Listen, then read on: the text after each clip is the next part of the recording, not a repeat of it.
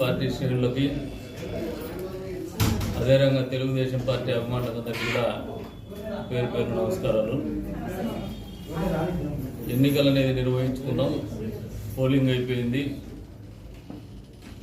రాష్ట్ర వ్యాప్తంగా కూడా Telugu Desam party, Janasena, BJP party కూటమి అధికారంలోకి వస్తుందన్నటువంటి వాతావరణం పూర్తి స్థాయిలో నెలకొన్నటువంటి పరిస్థితుల్లో ప్రభుత్వ సలహాదారు సజ్జల రామకృష్ణారెడ్డి గారు ఆయన ఒరిజినల్గా వాస్తవంగా సజ్జల రామకృష్ణారెడ్డి వ్యక్తిత్వం ఏందనేది నిరూపించుకునే విధంగానే ఈరోజు వాళ్ళ శ్రేణులను ఉద్దేశించి, వాళ్ళ చీఫ్ ఏజెంట్లను ఉద్దేశించి కొన్ని వ్యాఖ్యలు చేయడం జరిగింది. సభ్య సమాజం, అదే రంగ ప్రజాస్వామ్యవాదులంతా కూడా అసహించుకునే పరిస్థితిలో సజ్జల రామకృష్ణారెడ్డి వ్యవహారం ఉంది.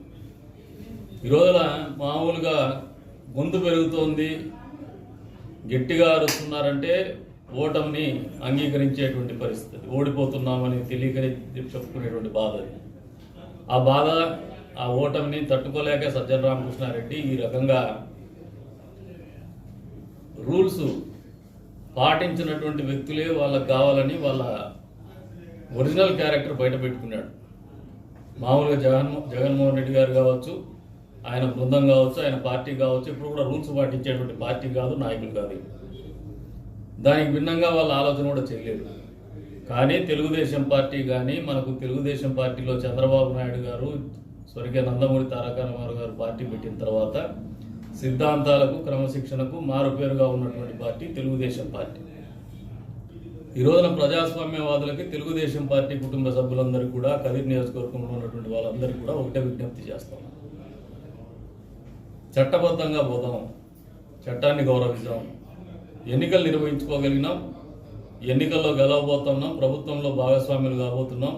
కాబట్టి కౌంటింగ్ రోజు కూడా, కౌంటింగ్ ముందు రోజు కానీ, కౌంటింగ్ తర్వాత కానీ ఎక్కడ కూడా అవాంఛనీయ సంఘటనలకి ఎవరైనా మిమ్మల్ని ప్రేరేపించినా, లేదంటే రెచ్చగొట్టేటువంటి వ్యాఖ్యలు చేసినా సమయంలో పాటించమని చెప్పేసి విజ్ఞప్తి చేస్తూ ఉన్నాను. ఇది మనందరి విజయం కాబోతుంది. ఈ విజయాన్ని ప్రజల కోసం, ప్రజాస్వామ్యం కోసం, ఈ ప్రాంతం కోసం వినియోగించే విధంగానే మన ఆలోచన ఉండాలా. విధ్వంసం కానీ, రెచ్చగొట్టేటువంటి కార్యక్రమాలు కానీ, అసాంఘిక కార్యక్రమాలకు కానీ పాల్పడేటువంటి పరిస్థితులు ఎవరైనా మనల్ని తీసుకోవాలని ఆలోచన చేసిన మన వంతు బాధ్యతగా క్రమశిక్షణగా ఎన్నికలు పూర్తి స్థాయిలో కౌంటింగ్ తర్వాత కూడా, ఎన్నికల తర్వాత కూడా తన పని తాను చేసుకుపోతుంది. పోలీసు వారు కూడా పదే పదే హెచ్చరిస్తున్నారు. గతంలో జరిగినటువంటి సంఘటనలను దృష్టిలో పెట్టుకొని ఎలక్షన్ కమిషన్ కూడా చాలా పట్టుదలగా, ప్రశాంతంగా ఎన్నికలు నిర్వహించాలా. గతంలో జరిగినటువంటి సంఘటనల మీద బాగా కోపంగా కూడా ఉన్నారు. చట్టపరంగా కూడా చర్యలు తీసుకుంటున్నారు. చట్టాన్ని నమ్ముదాం, పోలీస్ వ్యవస్థను కూడా నమ్ముదాం, ఎన్నికల్ని సజావుగా నిర్వహించుకుందామని చెప్పేసి కూడా అందరికీ కూడా పిలుపునిస్తున్నాను. మనకు ఏదైనా గ్రీవెన్స్ ఉంటే కన్సర్న్ అథారిటీస్ ఉన్నారు, రిటర్నింగ్ ఆఫీసర్ కానీ, అక్కడే పోలీస్ ఆఫీసర్స్ ఉంటారు, వాళ్ళకు కూడా విజ్ఞప్తి చేద్దాం, తద్వారానే పరిష్కరించుకుందాం. కానీ ఎక్కడ కూడా గొడవలకు కానీ, అవాంఛనీయ సంఘటనలకు కానీ పాల్పడొద్దని చెప్పేసి విజ్ఞప్తి చేస్తాను.